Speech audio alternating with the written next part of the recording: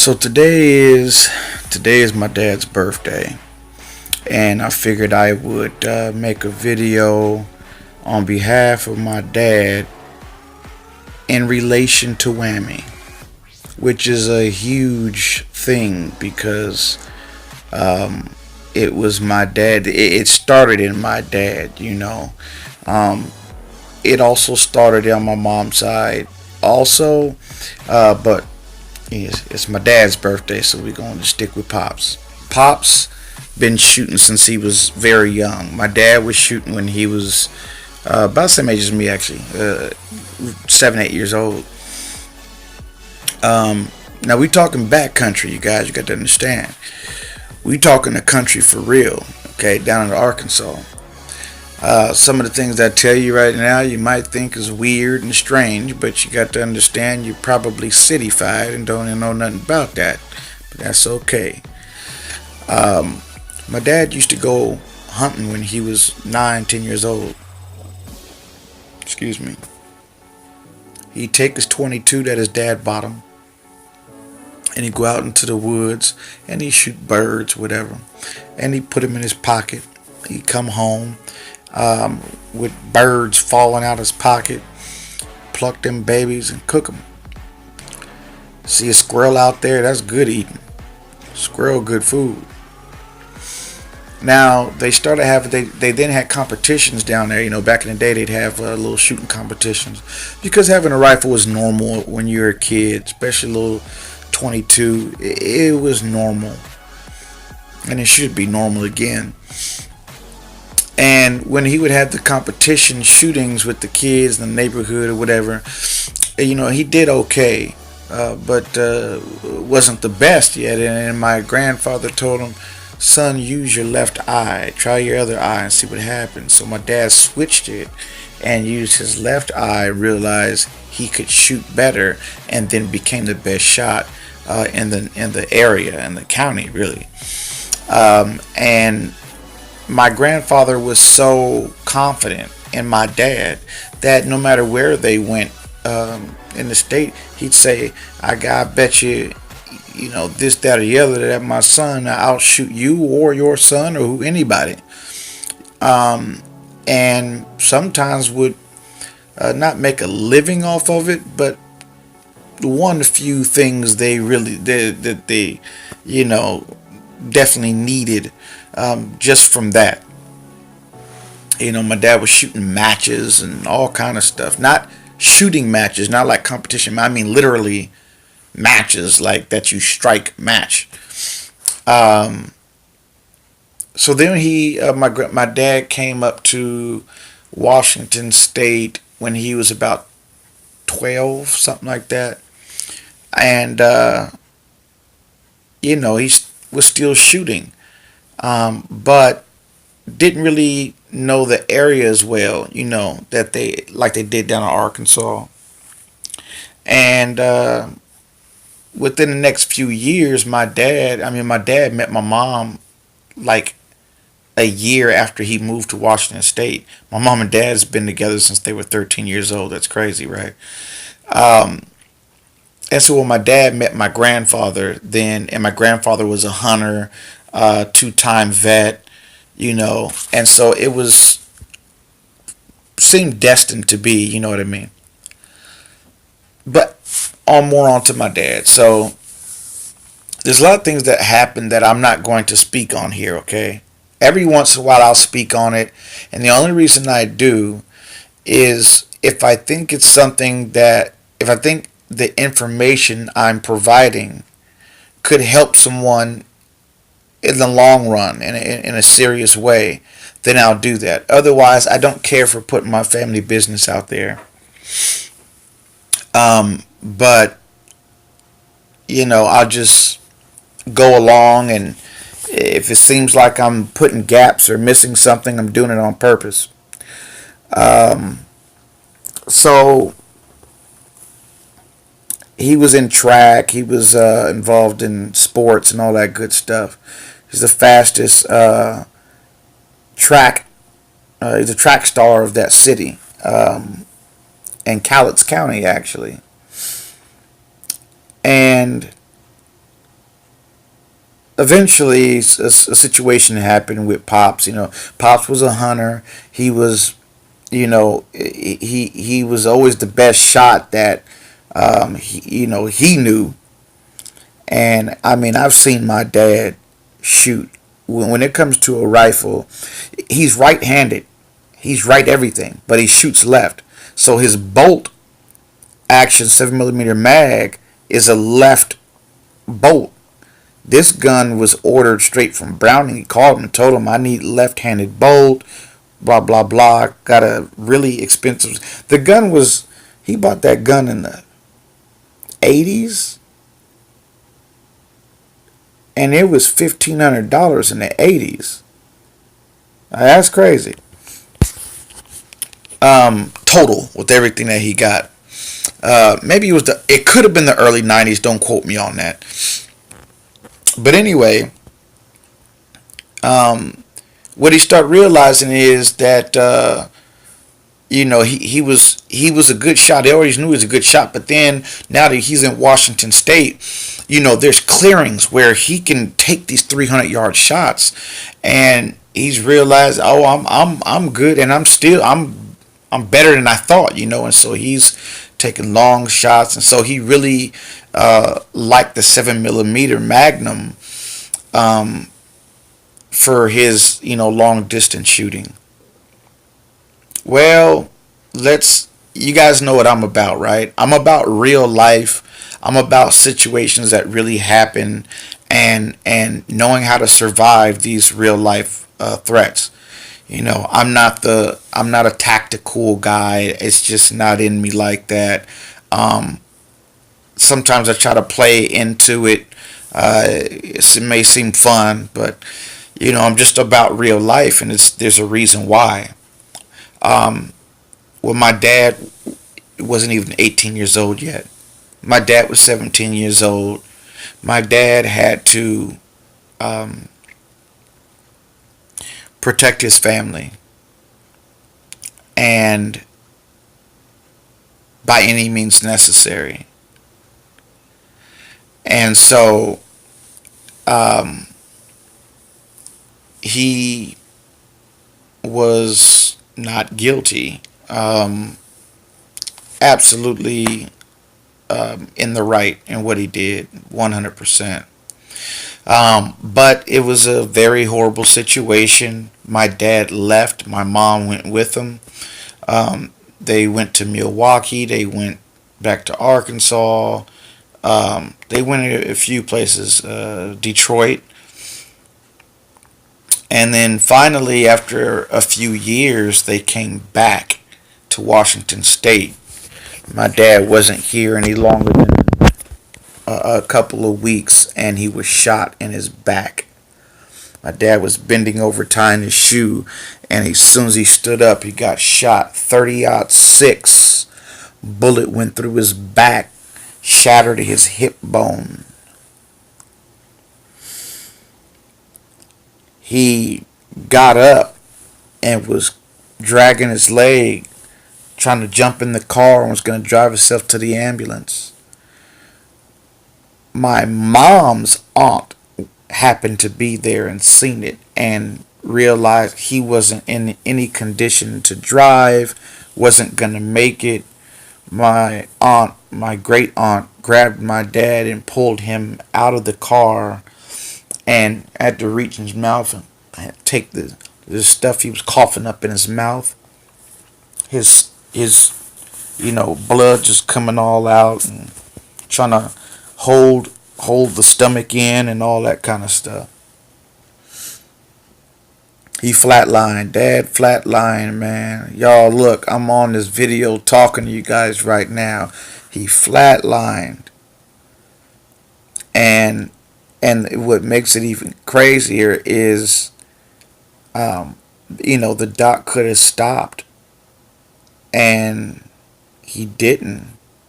For whatever reason, the doc didn't stop trying and kept going and brought my dad back to life. My dad was in a body cast for a year. They told him he'd never be able to have kids again. He was in that cast for so long that he lost the ability to bend his leg, like his knee on his left leg, and he just never really got that back, so he walked with a limp. Um, and that this is all before I was born. Remember that I just told you to say he wouldn't be able to have kids, but um, him and my mom tried to have a kid, and then my mom had a miscarriage, so it really kind of hurt, and then again my mom got pregnant, and that was with me, so I'm that miracle child, right? Um, and you think about, I was born on Easter. I was born on Easter, and I'm a product of, a man who was shot, survived, and was told he wouldn't be able to have a kid. That's me. I mean, you got to look at this stuff. It almost looked like of course, I'm going to be in this field uh, in deep the way I am. Dad didn't let any of that stop him. Dad worked, worked, worked, worked. Um, if you ask me what's the biggest thing you learned from your dad, it would be work ethic. My dad worked. He never said I'm disabled. He could have went and got disabled everything immediately. But my dad said I can do anything you can do, and I can probably do it better. And that's with the leg. And so my dad was like gone like 11 hours a day, man. He was just, it was good to see him when he did come home, but he just worked all day to provide for me and my brother and my mom. Um, Let me tell you something. He went through so much that you would think I should never have to go. He said that. He said, I've been through enough in my life that you and your brother should never have to go through anything ever. Almost as if my dad is like my Jesus in a way, like sacrificed himself for us. Obviously not on purpose, but it's the things that happen to him in life are just crazy, man. It's crazy. Um, but now my dad is, he's an old man, and I mean, let me tell you something. When I was, like I said, when I was 8 years old, he let me shoot, but to really get into guns was around 11, 12 years old. And it was then that um, my dad took me to hunter's education. And that was like a 2 week thing. And it was really far away from where we lived. We lived down in the hood. This was all the way out in Kenmore. But he took me, and I was reading my book and studying and getting everything right. I remember the things that stuck in my head. A 30-06 and a 7 millimeter Magnum's bullet is headed for 4.5 miles. I remember seeing that information, just remembering it, and kept it in my head. When they asked it in class, I raised my hand so fast. And to this day, what I've seen my dad do with a rifle, I can't copy that. My dad is the best shot with a rifle I've ever seen. And he began taking me hunting, and many times, many years, it was just me and my dad out there hunting. Just us two, father and son going out hunting.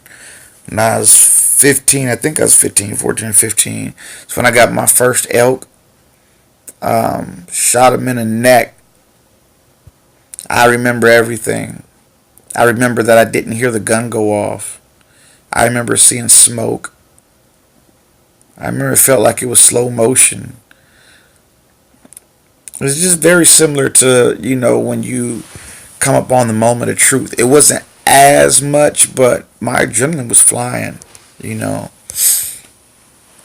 That's a whole nother story. And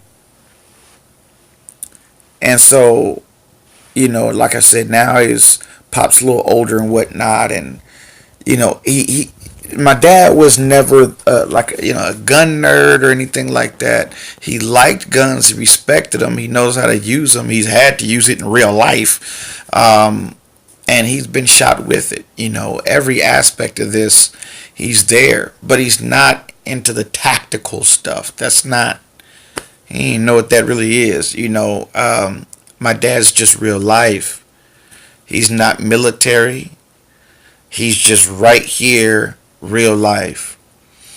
Um, and so he taught me how to reload ammo. Him and my grandpa, and he knew his guns very well.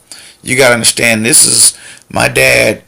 The way I am with guns now, my dad was in the 80s, when the 44 Magnum was the most powerful handgun before the 500 Magnum was made. He knew a lot, and he had very nice guns. Um, Even now, his guns are nicer than mine. Some of them. But my dad's just now getting an AR-15. Previous to that, my dad's home protection, um, my dad always kept a rifle right next to his head. So you gotta understand, this country, this ain't the internet. My dad would use a 7 millimeter Magnum as home defense if that's the only gun he got, or that's the gun that he's used to. In a house, he doesn't have close neighbors and nothing like that. Um, then he got a shotgun and put that next to his bed and put up the rifle. Um, Much rather use his shotgun. Um, and 44 Magnum he had in his dresser. Um, and that's where I get this stuff from.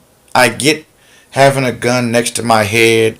I'm not going to sleep without no gun within my arm's reach. It's not happening. I don't care where I'm at. It's not happening. Um, I remember we drove from Arkansas back up to Washington, and I was about 8 years old.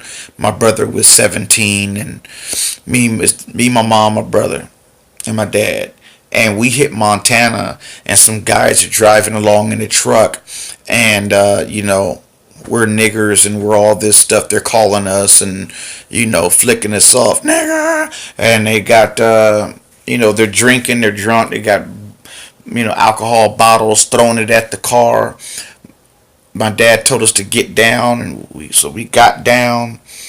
And I don't remember how we really got out of that. I think they just, out of the grace of God, just decided to leave us alone.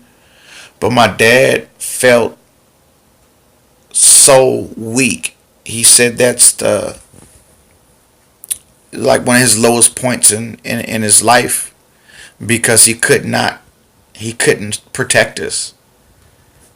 And he said, that was the last time my dad ever traveled without a gun. And he never did before. He never traveled without a gun. For some reason, they did that year. Because we always go down to Arkansas. But for some reason, did that year. And he was like, it's never again. Never again, So, that's that. It's crazy situation. Man, there's a lot of stories too, you guys. I mean, my dad's a beast. Like, he had his big toe cut off by a lawnmower. I had to put pressure on his foot, and because he can't bend his leg from being shot, right? So he's cutting the grass. He slipped and he can't bend his leg, so his foot went under the lawnmower and cut his big toe off. Cut the other toes up so much that you could bend you can bend him all the way back and touch the back of the front of it, the top of his foot. Um, Serious stuff, man. My dad's been through a lot, a lot, a lot, a lot. And so, obviously, because of my dad is why I am the way I am.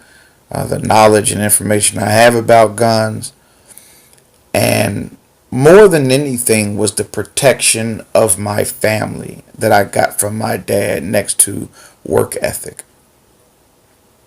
My dad would jump up if he heard, I don't care what it is, it could be the smallest thing in the world. My dad would jump up out the bed with his gun, 44 Magnum, or my mom's 357 Magnum, whoever was able to grab the gun first. And he would clear the house and then clear the outside of the house.